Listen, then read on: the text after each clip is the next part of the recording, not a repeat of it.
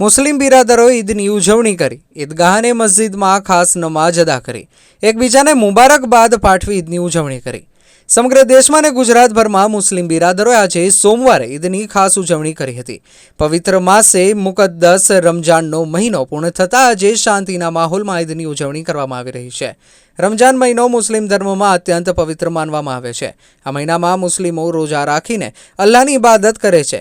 ઈદ ઉલ ફિત્ર રમઝાન મહિનાના અંતની ઉજવણી છે। તેને અલ્લાહ તરફથી રોજા કરનારાઓ માટેનો પુરસ્કાર માનવામાં આવે છે। મુસ્લિમ બિરાદરો વહેલી સવારે ઈદગાહ અને મસ્જિદમાં ઈદની ખાસ નમાઝ અદા કરી હતી। ત્યારબાદ સમાજના લોકો એકબીજાને ઈદની મુબારકબાદી પાઠવી હતી।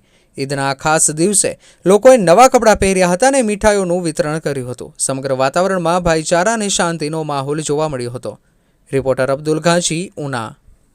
ये है कि अल्लाह तबारक व ताला हमारे मुल्क हिंदुस्तान, हमारे शोबे गुजरात और हमारे शहर भरूच में हमेशा अमन व अमान का माहौल रखे, कायम व दायम रहे और हमारा मुल्क हिंदुस्तान, हमारा शोबे गुजरात और हमारा शहर भरूच हमेशा तरक्की के रास्ते पर रहे, भाईचारा रहे और एक दूसरे से हम मोहब्बत करते रहे। प्यार और अमन का पैगाम पूरी दुनिया को हमारा हिंदुस्तान हमेशा देता आ रहा है और देता रहेगा।